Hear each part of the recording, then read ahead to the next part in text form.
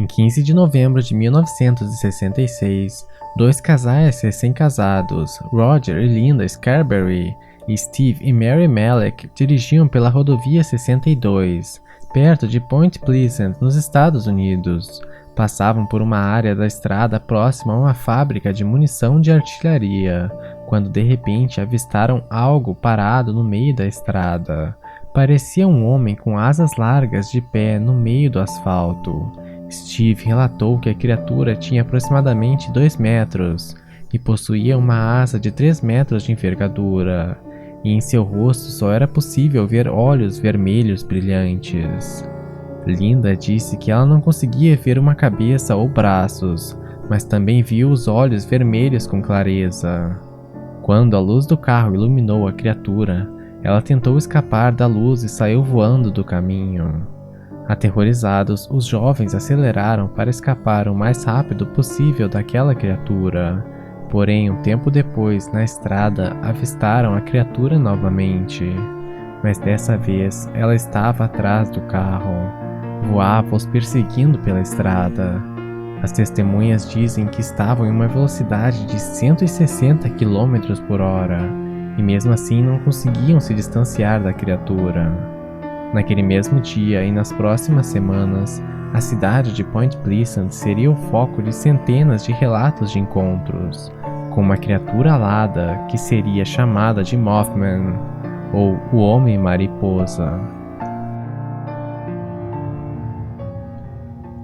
Segundo a maioria dos relatos, o Homem-Mariposa seria uma criatura tão larga quanto um homem grande, com altura estipulada entre 1,50 m e 2,10 m. Suas asas abertas possuiriam 3 metros de comprimento. Quando não estavam abertas, ficavam posicionadas dobradas em suas costas, como um pássaro. Essa criatura possuía pernas humanas. A cabeça geralmente não estava visível, somente os olhos vermelhos, o que levanta a hipótese de a criatura não possuir pescoço visível como os humanos, e sim a cabeça quase conectada diretamente no pescoço, como no caso de alguns pássaros. A criatura seria da cor cinza ou marrom. Os avistamentos quase que em sua totalidade ocorreram na região de Point Pleasant, uma minúscula e até aquele momento anônima cidade da Virgínia Ocidental, que ficava na fronteira com Ohio e possuía cerca de 4.000 habitantes. Era uma cidade pequena e calma e que era conhecida como o local da primeira batalha da Guerra de Independência dos Estados Unidos, durante o século XVIII. Além disso, no local, durante a Segunda Guerra Mundial, esteve em operação uma fábrica de munição de artilharia e de bombas que abasteceu as campanhas militares americanas de 1942 a 1945. Mas após o fenômeno do Homem-Mariposa, essa pequena cidade nunca mais seria a mesma. Um dos primeiros avistamentos ocorreu em 12 de novembro de 1966. Enquanto trabalhavam, 5 coveiros disseram ter visto o que relataram como um homem com asas voando sobre eles. Kenneth Duncan, um desses trabalhadores, afirmou que a criatura estava planando sobre as árvores e ficou à vista deles por 1 minuto. Uma outra testemunha em outro lugar da cidade testemunhou que viu a criatura bem de perto, e além de olhos vermelhos, ela possuía asas parecidas com as de pássaros, com penas. As estradas da região, principalmente a rodovia 62, foram locais de muitos avistamentos. Pessoas relatavam que seus carros haviam sido perseguidos pela criatura. Alguns relatavam arranhões no topo dos carros. Nos 3 dias seguintes ao dia 15 de novembro, dia do avistamento pelos casais Linda e Roger Scarberry e Steve e Mary Malek, pelo menos 8 pessoas relataram avistamento de criaturas similares à descrita por esses. O fenômeno dos avistamentos foi crescendo tanto que no período de 1 ano todos os habitantes da cidade ou tinham a sua própria história de avistamento ou conheciam alguém que tinha experienciado o avistamento.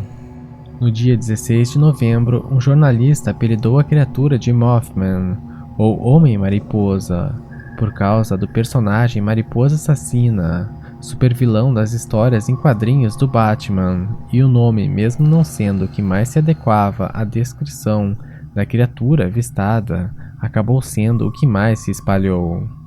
Mas estaria o Mothman realmente estando tão presente no local para ser avistado por tanta gente?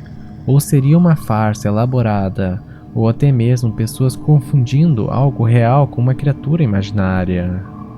Toda a febre dos avistamentos terminou subitamente em 1967, no dia 15 de dezembro, quando Point Pleasant foi o palco de um desastre sem igual na cidade. Em uma noite, a ponte da cidade, que conectava Ohio e Virgínia Ocidental, desabou.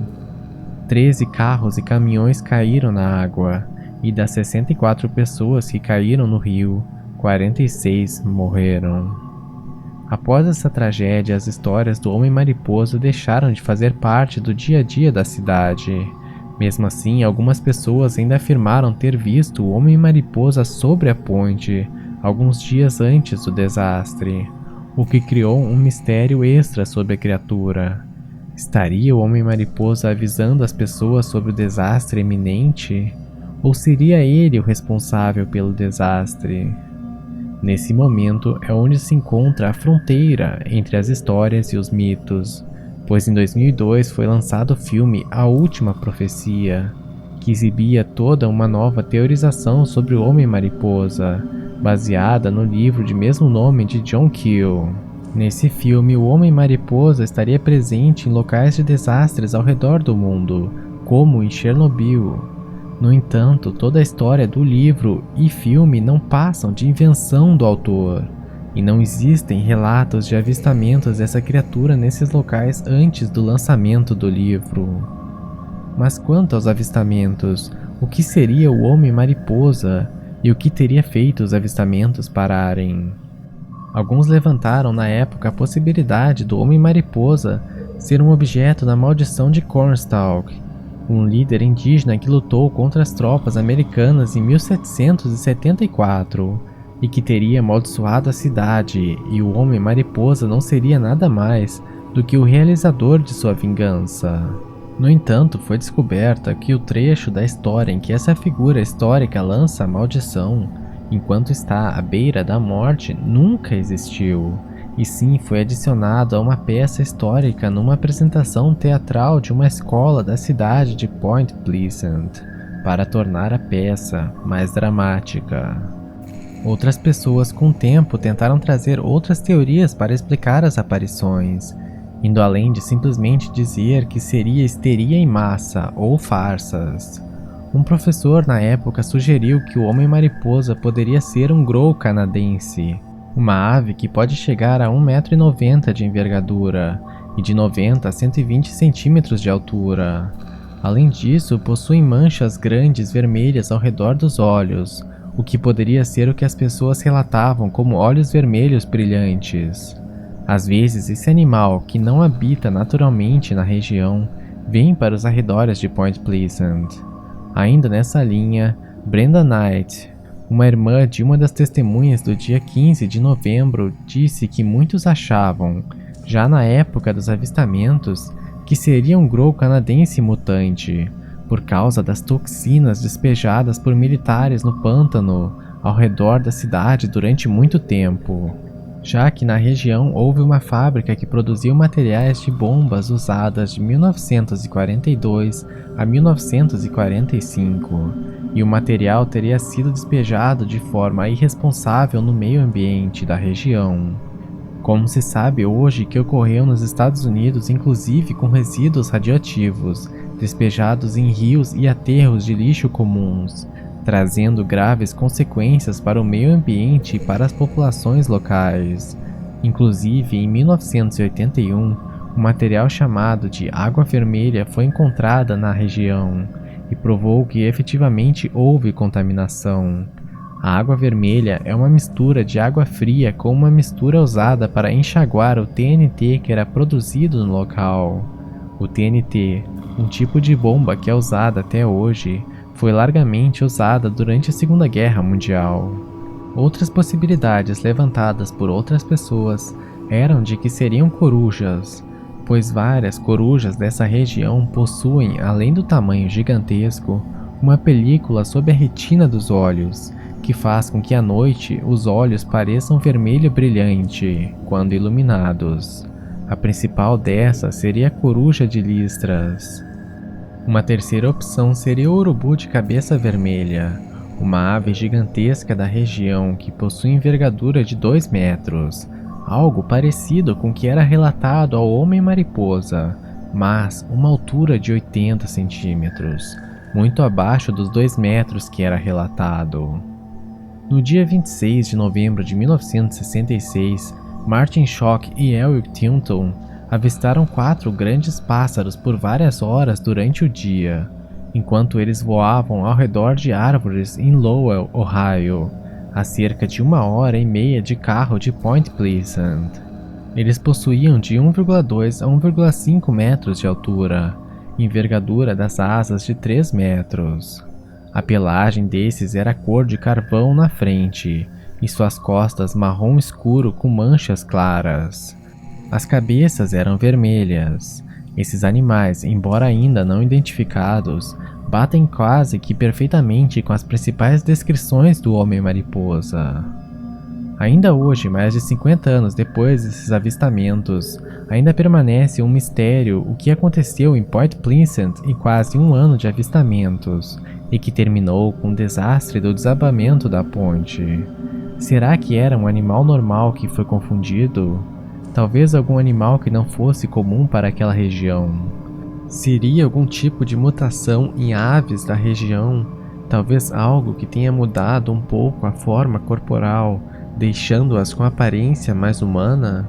Seria um erro de identificação ou uma farsa que posteriormente se transformou em uma histeria na pequena cidade de 4.000 habitantes, escondida no interior dos Estados Unidos? Ou será que realmente era algum fenômeno paranormal? Talvez uma esquiva e rara criatura humanoide que se aventurou pela região e logo desapareceu. Ou até mesmo algo profético e maléfico como descrito nas histórias do filme e livro A Última Profecia. Ainda não sabemos, mas de tudo isso, de todas essas experiências e desastres, hoje a cidade de Point Pleasant virou um ponto turístico, com todo ano havendo o Festival do Homem-Mariposa, que traz à cidade 10.000 pessoas e movimenta mais de $1 milhão, além de manter viva as histórias que ocorreram naqueles anos longínquos e misteriosos de 1966 e 1967. Seria o Homem-Mariposa uma realidade?